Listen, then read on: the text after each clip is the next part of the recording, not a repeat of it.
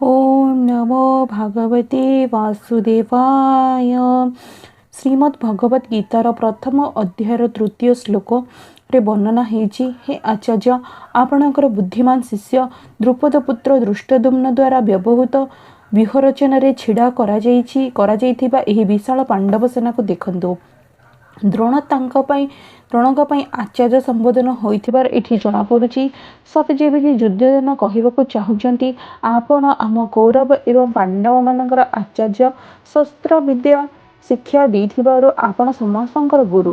ତେଣୁ ଆପଣଙ୍କ ମନରେ କାହାର ପ୍ରତି ପକ୍ଷପାତ ବା ଆଗ୍ରହ ନଥିବାର ସ୍ୱାଭାବିକ। ଦୁର୍ଯ୍ୟୋଧନଙ୍କର କହିବାର ଅଭିପ୍ରାୟ ହେଲା, ଆପଣ ଏତେ ସରଳ ଯେ ଆପଣଙ୍କୁ ମାରିବା ପାଇଁ ଜନ୍ମ ନେଇଥିବା ଦୃଷ୍ଟଦ୍ୟୁମ୍ନକୁ ମଧ୍ୟ ଆପଣ ଅସ୍ତ୍ରଶସ୍ତ୍ର ବିଦ୍ୟା ଶିଖାଇଛନ୍ତି ଏବଂ ଆପଣଙ୍କର ଶିଷ୍ୟ ସେହି ଦୃଷ୍ଟଦ୍ୟୁମ୍ନ ଏତେ ବୁଦ୍ଧିମାନ ଯେ ଆପଣଙ୍କୁ ମାରିବା ପାଇଁ ଆପଣଙ୍କ ଠାରୁ ହିଁ ଅସ୍ତ୍ରଶସ୍ତ୍ର ବିଦ୍ୟା ଶିକ୍ଷା କରିଛି। ଏହା କହିବାର ଅଭିପ୍ରାୟ ହେଲା, ଆପଣଙ୍କୁ ମାରିବା ଉଦ୍ଦେଶ୍ୟ ନେଇ ହିଁ ଜାତ ଓ ଉପଜାତ ନାମକ ଜାତି ହେଲା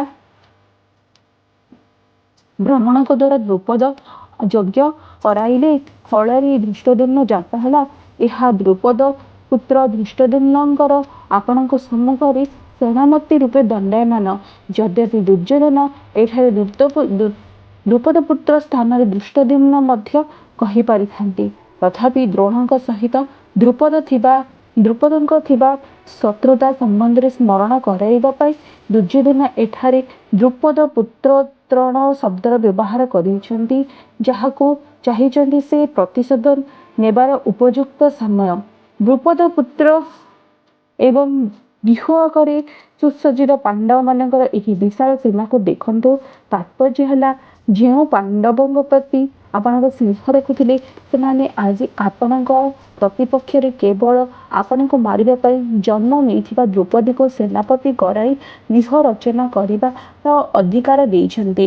ଯଦି ପାଣ୍ଡବ ଆପଣଙ୍କ ପ୍ରତି ସ୍ନେହ ରଖୁଥାନ୍ତେ, ତେବେ ଆପଣଙ୍କୁ ମାରିବା ପାଇଁ ଜନ୍ମ ନେଇଥିବା ବ୍ୟକ୍ତିକୁ ତ ଅନ୍ତତଃ ମୁଖ୍ୟ ସେନାପତି ନ କରିଥାନ୍ତେ, ଏତେ ଅଧିକାର ତ ଦେଇନଥାନ୍ତେ।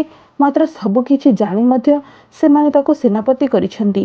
ଯଦ୍ୟପି କୌରବ ଅପକ୍ଷରେ ପାଣ୍ଡବଙ୍କର ସେନା ସଂଖ୍ୟାରେ କମ୍ ଥିଲେ, ଅର୍ଥାତ୍ କୌରବଙ୍କର ସେନା 11 ଅକ୍ଷୌଣୀ ହୋଇଥିଲେ ସ୍ଥଳେ ପାଣ୍ଡବଙ୍କର ସେନା ସହିତ ଅକ୍ଷୌଣୀ ଥିଲେ, ତଥାପି ଦୁର୍ଯ୍ୟୋଧନ ପାଣ୍ଡବ ସେନାକୁ ବିଶାଳ କହୁଛନ୍ତି।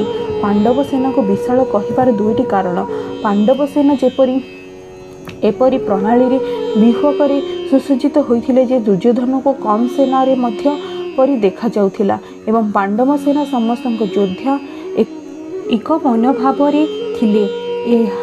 ଏହି ଏକତା ଯୋଗୁଁ ପାଣ୍ଡବଙ୍କର କମ୍ ସେନା ମଧ୍ୟ ବଳ ଓ ଉତ୍ସାହରେ ଅଧିକ ଜଣାପଡ଼ୁଥିଲେ। ଏହିପରି ସେନାକୁ ଦେଖାଇ ଦୁର୍ଯ୍ୟୋଧନ ଦ୍ରୋଣଙ୍କୁ କହିବାକୁ ଚାହୁଁଛନ୍ତି ଯେ ଯୁଦ୍ଧ ସମୟରେ ଆପଣ ଏହି ସେନାକୁ ସାଧାରଣ ଓ ଛୋଟ ମନେ କରିବେ ନାହିଁ। ଆପଣ ବିଶେଷ ବଳ ପ୍ରୟୋଗ କରି ସାବଧାନତା ପୂର୍ବକ ଯୁଦ୍ଧ କରିବେ। ପାଣ୍ଡବମାନଙ୍କର ସେନାପତି ଦ୍ରୁପଦ ପୁତ୍ର ଓ ତାଙ୍କର ଶିଷ୍ୟ ତାଙ୍କୁ ପରାଜିତ କରିବେ। ତାଙ୍କ ପାଇଁ ବା କେଉଁ ବଡ଼ କାମ? ଏହା ପଶ୍ୟନ୍ତେ କହିବାର ତାତ୍ପର୍ଯ୍ୟ ହେଲା, ପାଣ୍ଡବ ସେନା ଯୁଦ୍ଧ ପାଇଁ ପ୍ରସ୍ତୁତ ହୋଇ ସମ୍ମୁଖୀନରେ ଦଣ୍ଡାୟମାନ।